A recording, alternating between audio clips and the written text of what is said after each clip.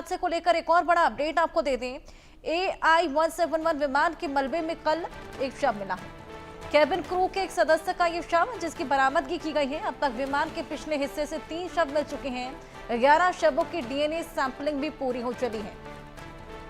3 शव पिछले हिस्से में मिले हैं। 11 शवों को DNA सैंपल किया जा रहा है। 275 लोगों ने अपनी जान गंवाई है और फिलहाल 107 ताबूत मंगाए गए हैं, यानी कि एक कर तमाम शवों की बरामदगी यहाँ पर की जा रही है।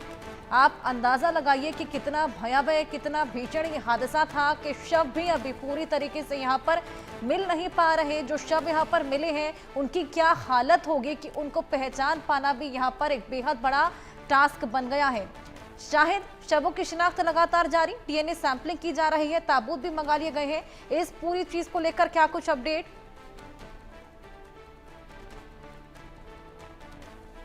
ताबूत को लेकर जो जानकारी सामने आई है कि वडोदरा के एक शख्स को जो है एयर इंडिया के मैनेजर ने फोन करके 170 ताबूत जो है रेडी करने के लिए कहा है। कई ताबूत आ भी चुके हैं। अब चूंकि DNA की बात करें तो आपको मैं बता दूं हर्षा कि जो DNA का प्रोसेस है वो प्रोसेस जो है कल से शुरू कर दिया। उसी जिस दिन जो है ये हादसा हुआ है तो उसके बाद से ही शुरू कर दिया गया था, क्योंकि जो है जो लोग हैं उनकी शिनाख्त करना बेहद मुश्किल काम था। इसके लिए यही एकमात्र तरीका था जो मेडिकल के ज़रिए जो है उनकी शिनाख्त की जानी थी, क्योंकि जो लोग थे तादाद ज़्यादा थी और उनको जो है जो जिस्म थे, जो उनके शव थे, बहुत ज़्यादा जल गए थे, जिनकी पहचान करना फेस से तो जो है नामुमकिन काम था। इसके लिए जो है DNA का सहारा दिया गया और उसी दिन से जो है सैंपल कलेक्ट करना शुरू कर दिया गया।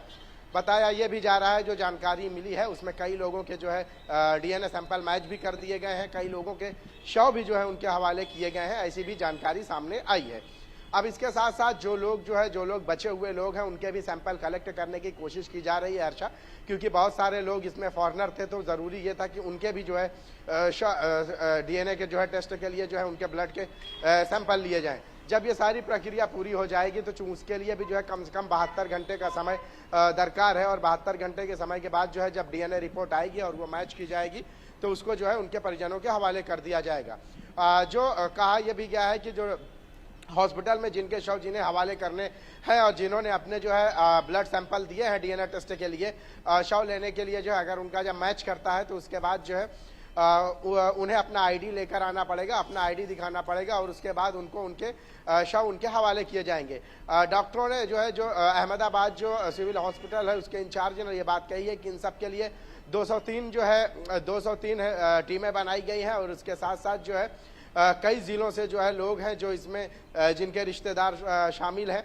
और इसके साथ साथ जो है जो टेस्ट की बात करें, जो मैंने आपको बताया है कि DNA टेस्ट के साथ साथ जो है इन सारी चीज़ों को लेकर जो है शव उनके परिजनों को ही जो है दिए जाएं, इसको लेकर भी जो है सख्ती बरती जा रही है। हालांकि इन बातों को लेकर जो है जो परिजन है वो भी जो है नाराज़गी देखी गई है, क्योंकि हादसा तो हो गया है और हादसे के बाद अब शव पाने के लिए भी जो है उन्हें बड़ी दिक्कतों का सामना करना पड़ रहा है। कई ऐसे लोग हैं जो दूसरे तकरीबन 20 से ज़्यादा जो है शहरों के लोग जो है जो यहाँ पर आए हुए हैं अहमदाबाद, जो अपनों की जो है लाश लेने के लिए जो है ताकि उनकी अंतिम संस्कार किए जा सकें, उसको लेकर वो यहाँ आए हुए हैं। लेकिन उसके लिए भी जो है हर्षा उन्हें 72 घंटे इंतजार करना पड़ेगा, चूंकि जो DNA टेस्ट है उसकी भी एक प्रक्रिया है, एक प्रोसेस होता है। हादसा पेश आया और उसके बाद अब शवों की शिनाख्त भी नहीं हो पा रही, कहीं ना कहीं ये नाराजगी और भी ज्यादा बढ़ा रहा है। दोनों के पास वापस आओगी। अहमदाबाद में इन हादसे पर सूत्रों से भी यह खबर है दोनों ही इंजनों की हाल ही में मरम्मत हुई थी। इंजन एयरक्राफ्ट में कोई समस्या नहीं थी। दिसंबर में बोइंग 787-8 ड्रीमलाइनर की जांच भी होनी थी। जून 2023 में भी विमान की पूरी जांच पड़ताल हुई थी और उसके बाद ये हादसा अपने आप में तमाम सवालिया निशान खड़ा करता है। आनंद, मैं आपके पास आऊंगी। सूत्रों के हवाले से यह खबर है कि इंजन की चेकिंग की गई थी और हर फ्लाइट को टेक ऑफ करने से पहले भी एक बार पूरी तरीके से चेक किया जाता है।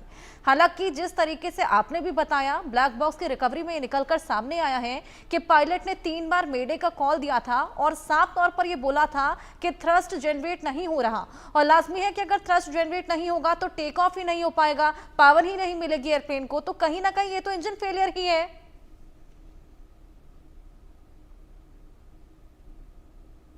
देखिए, इस वक्त अभी ये अटकलें लगाना कि ये इंजन फेलर है, ये बहुत ही जल्दीबाजी होगी, क्योंकि कई कारण होते हैं इंजन में कि अगर वो थ्रस्ट जनरेट नहीं करता है। जैसा कि मैंने अभी जस्ट आपको बताया था कि 3.5 किलोमीटर का रनवे है यहाँ पर, और इस तरह के जो बोइंग ड्रीम लाइनर हो या फिर जो वाइड बॉडीड प्लेन्स होती हैं, उनको महज 2.5 किलोमीटर से 3 किलोमीटर का ये रास्ता तय करना होता है टेक ऑफ के पहले।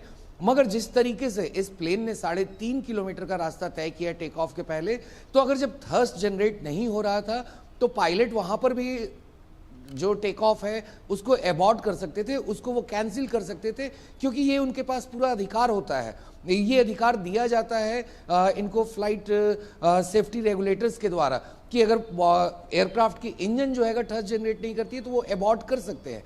मगर जिस तरीके से ये फ्लाइट टेक ऑफ करती है, 650 फीट के हाइट पे जाती है और फिर उससे ज़्यादा वो अल्टीट्यूड को गेन नहीं कर पाती है, तो कहीं ना कहीं ये तमाम चीज़ें हैं कि कहीं इसमें कोई कमांड देने में तो दिक्कत नहीं हुई है, कहीं इसमें कोई और टेक्निकल इशू तो नहीं आई है, कहीं और भी कई अदर कारण हो सकते हैं।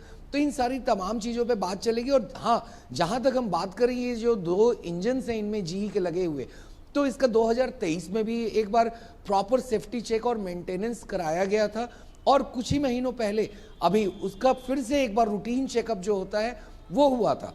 जब कल डीजीसीए के अधिकारी प्रेस कॉन्फ्रेंस को वो लोग एड्रेस कर रहे थे, तो उन लोगों ने साफ तौर पे बताया था कि किस तरीके से यही फ्लाइट जो AI-171 बोइंग की 7878 जो ड्रीम लाइनर है, इसी फ्लाइट ने कुछ दिनों पहले पेरिस, दिल्ली, अहमदाबाद के रूट पे बिना किसी परेशानी के इसने अपनी जर्नी कंप्लीट की थी।